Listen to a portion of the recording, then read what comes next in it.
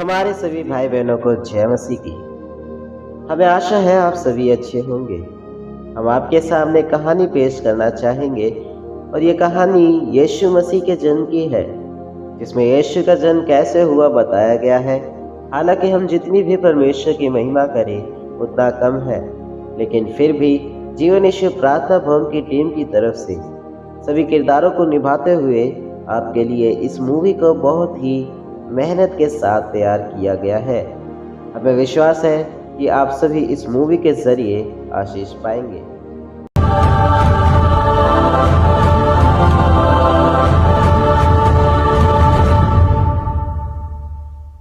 यहूदियों का राजा जिसका जन्म हुआ है कहाँ है? यहूदियों का राजा जिसका जन्म हुआ है कहाँ है?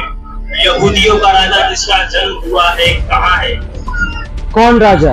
यहूदियों का राजा। सेनापति। जी महाराज। राज्य के सारे ज्योतिषों, प्रधानों, शास्त्रियों, फरीसियों, याजकों को इकट्ठा करो। जी महाराज। आपको महाराज ने बुलाया। जो आज्ञा महाराज। ज्योतिषी, मसीह का जन्म कहाँ होना चाहिए?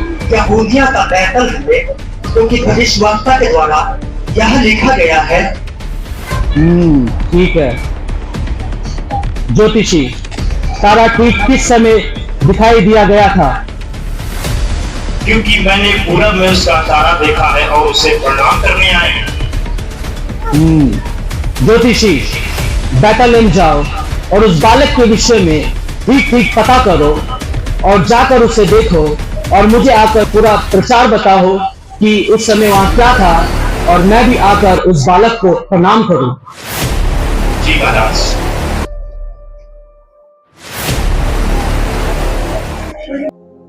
अब तक हमने देखा कि ज्योतिषी जब राजा हेरोदेस के पास आता है और उससे ये कहता है कि यहूदियों का राजा जिसका जन्म हुआ है कहाँ है, तब यह सुनकर हेरोदेस राजा और उसके साथ सारा यरूशलेम घबरा गया।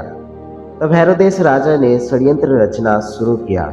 अब हम आगे देखेंगे कि स्वर्गदूत और मरियम में क्या बातचीत होती है।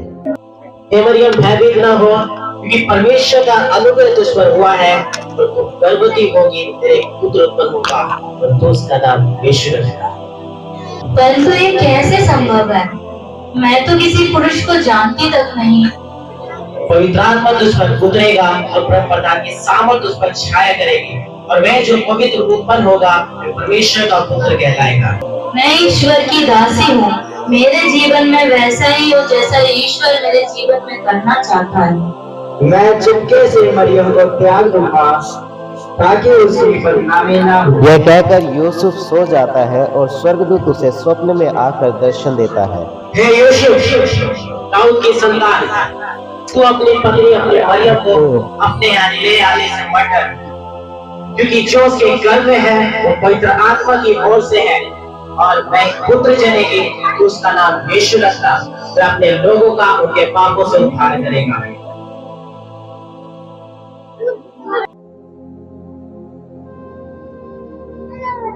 मैं मरियम को लेके आता हूँ जैसा स्वर्गदूत ने मुझसे कहा।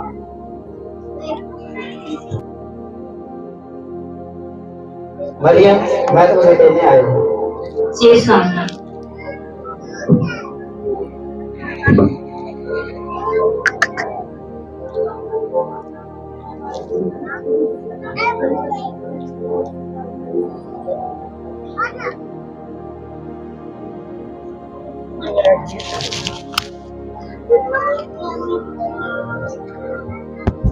सुनो सुनो सब लोग, जाकर अपने कुटुंबियों के नगर में नाम लिखाओ।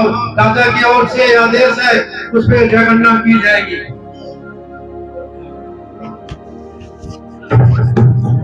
मरियम, जी स्वामी। हमें हमारे कुटुंबियों के नगर जाकर जनगणना में अपना नाम लिखाना होगा, क्योंकि यह राजा का आदेश है। ठीक है स्वामी।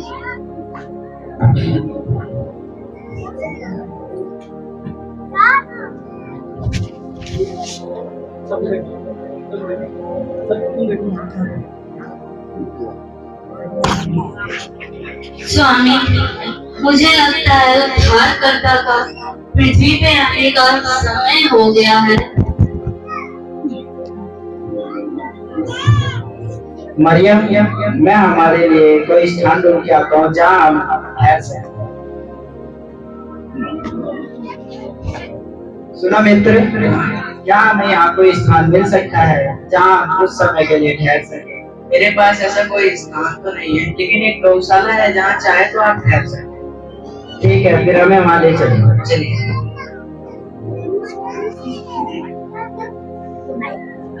मरियम, जी स्वामी। हम इनके साथ चल रहे हैं। ये स्वामी।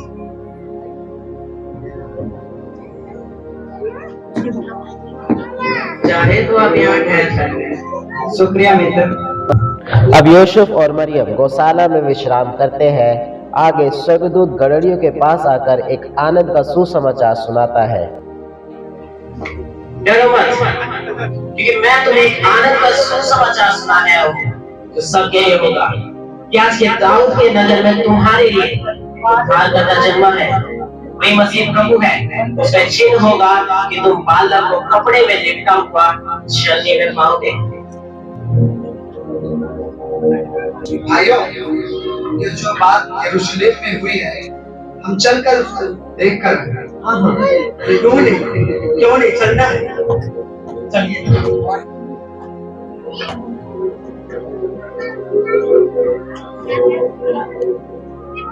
हे मित्र, आप किसकी बातें कर रहे हैं? मसीह जिसका जन्म होना है। आओ चलो।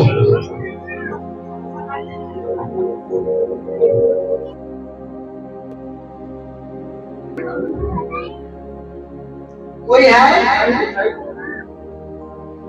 जी कौन? मसीह जिसका जन्म होना है, क्या वो यही पे है? क्योंकि तारा ठीक आकर यही है। आप बिल्कुल सही जगह आए हैं।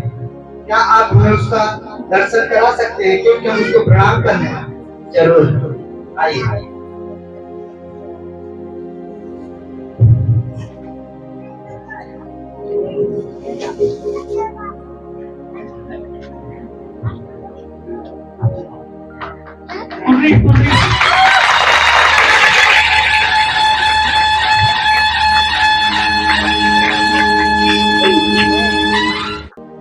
आप सभी का धन्यवाद आखिरी तक बने रहने के लिए।